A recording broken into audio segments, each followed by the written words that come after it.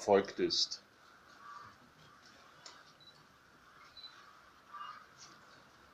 Zimbabwe has held elections, parliamentary elections, and elections for the new president. And this has been a historic moment. We congratulate you on holding these elections and on the inauguration of the new president. It was very important that this inauguration took place following the decision of the independent court ruling. Von besonderer Bedeutung ist die Ankündigung des Präsidenten, politische Reformen umzusetzen, die Rechte der Opposition und die Unabhängigkeit der Gerichte zur Basis der Politik zu machen und um mit seinen Worten das zu sagen, einen Neubeginn in Frieden und in Zusammenarbeit, auch mit den Vertretern der Opposition und der Zivilgesellschaft voranzugehen.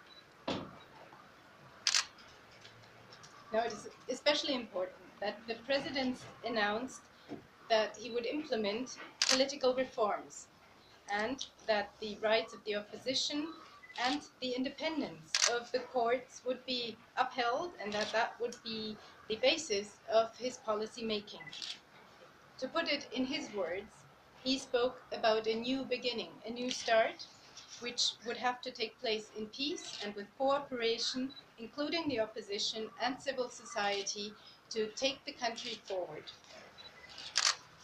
Deutschland und Europa ist interessiert an Stabilität und an Frieden in der Region und im Land. Und deshalb werden wir auf der Basis der Umsetzung der angekündigten Reformen unsere Unterstützung mit der Regierung Simbabwes, insbesondere auf dem Feld der Steigerung und der Verbesserung der Situation der Menschen auf dem Land, der Landwirtschaft, Investitionen und Zusammenarbeit im Feld der beruflichen Ausbildung der jungen Generation umsetzen. Und dazu haben wir vorgeschlagen und vereinbart, eine gemeinsame Kommission auf den Weg zu bringen, um viele Fragen, insbesondere der wirtschaftlichen Entwicklung in den nächsten Jahren zu besprechen. Germany and Europe have a great interest in stability and peace in this region and in this country. And that is why we are building on the implementation of the reforms that have been announced, and we will support the government of Zimbabwe, especially to implement measures that will improve the situation for people in rural areas, that will benefit agriculture, and we want to do something to improve investment and do more in our cooperation in the field of technical and vocational education and training, benefiting the young generation in your country. So we have suggested and have agreed on launching a joint commission in which we want to discuss about what steps to take to promote economic development and take your country forward in the course of the next years. Thank you so much. Thank you very much. Honorable Minister of Finance. Yes, thank you very much. I welcome Mr. Mula to Zimbabwe, and I'm very happy that I've been able to host him. He's the first German minister to visit us, I think, in 20 years, if not more.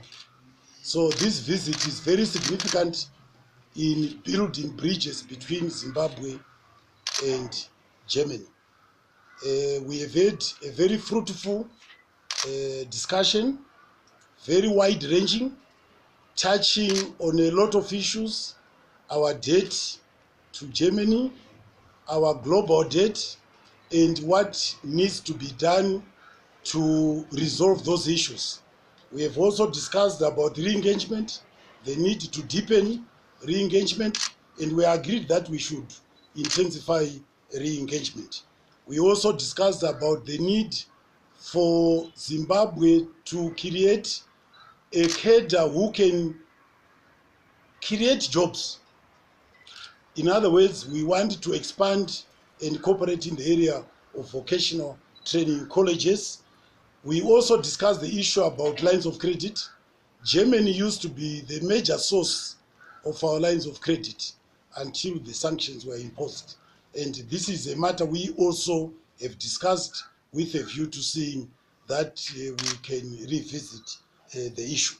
But this now has culminated in the agreement that we start a joint commission between the Federal Republic of Germany and Zimbabwe. And the sooner it meets, the happier Zimbabwe will be. We need, of course, to explore the areas of cooperation in the many areas that we have discussed. And this is something that we are all going to pursue very vigorously.